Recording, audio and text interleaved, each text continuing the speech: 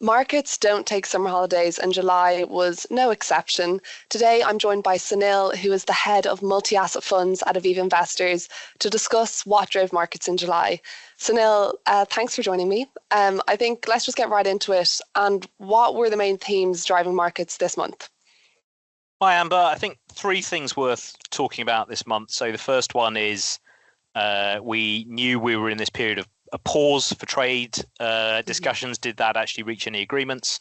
The second point is, meanwhile, in the background, the US stock market was very quietly humming along. And then lastly, quite a bit of news from central banks, but not just about rate announcements.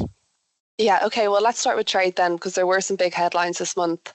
What has actually been agreed, though, and how did markets respond to that?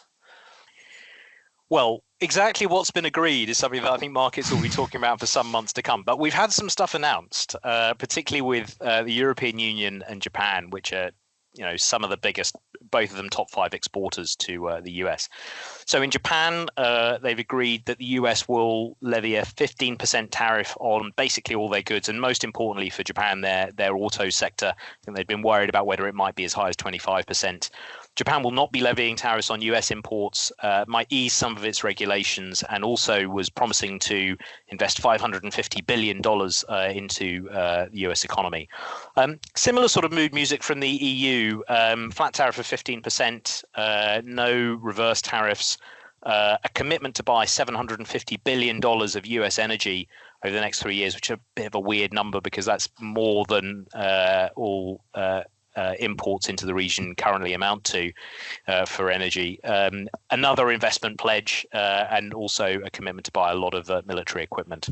So market reaction was actually a little bit two-directional. So for Japan, it was taken as good news. Stock market rallied. European markets didn't like it so much. I think a feeling that maybe they'd been rather steamrolled by the US when people had thought it might be more of a negotiation of equals. But to be fair, these are very much political agreements rather than genuine trade legal bits of paper. And so there's a lot of details to be opened out. And we're also going to have negotiations with, in terms of major players, China, Canada and Mexico. We've had an announcement of a pause with China. It doesn't look as though things are going quite so well with Canada and Mexico. Okay, so still quite a bit to be ironed out with the existing agreements, and then, probably some new headlines around agreements to come with other trading partners. The second theme now is the US stock market. As you said, it's humming along quite nicely. What's actually behind the growth at the moment? Well, growth has definitely been. We had multiple all-time highs for the stock market in July, very much powered again by the Magnificent Seven. So at one point there, those stocks were up for 9 days in a row, which is the longest winning run since 2023.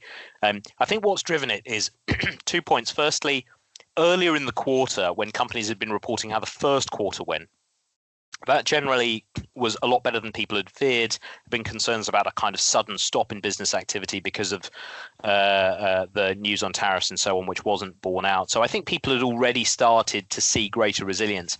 And then I think the run up to the second quarter earnings season, both how companies and analysts had managed the forecasts into the second quarter, and then maybe the first couple of announcements, we're probably about 50% of the way through now, have very much supported that narrative that US companies can carry on making money. So, the Magnificent Seven is still expected to post year-on-year growth of 14% in its earnings this quarter versus about 3% for the broader market. In terms of the companies themselves, so we've had reports from Meta, Microsoft, we had Google, Alphabet last week, all announcing numbers that were ahead of expectations for profit, but also recommitting to their capital spending, particularly on artificial intelligence. And this has been a bit of a worry for the market.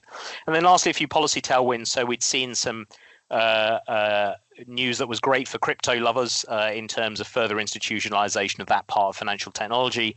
And then also a plan produced called Winning the Race, which is really the action plan for artificial intelligence in the US. Okay, and last but not least, the third theme is central bank policy. And the Fed's independence as well was a topic of conversation this month. So what's going on there? Well, that's right. So on the pure policy, what did the central bankers do? You would say fairly straightforward, but still relevant to markets. So we have had a cutting bias in central banks across the major economies for several months now. But actually, what we saw was from the European Central Bank, first time in a year they've actually not cut rates. I think the tone from them very much not wanting the market to expect further rate cuts. As a matter of course, it's going to be data dependent. We also just now had the Federal Reserve not changing its rates either, and not really providing a lot of encouragement for people to expect, let's say, a rate cut in September. Now, that's the policy side, and the impact on markets was probably not great news for the bond market, because the hopes of rate cuts not coming through. But the other interesting dimension, nothing to do with what the central bankers were announcing, is the war path that the White House seems to be on with regard to the Federal Reserve in general and the chair, Jay Powell, in particular. So we had the spectacle of Donald Trump visiting the Federal Reserve. It's actually only the third time the president has formally done that in US history. And he wasn't going there to congratulate them on a great job with interest rates. He was going there to show them a piece of paper saying they were way over budget in terms of their renovations. And this was seen as adding pressure to Powell to be more compliant in other areas, or even to consider stepping down.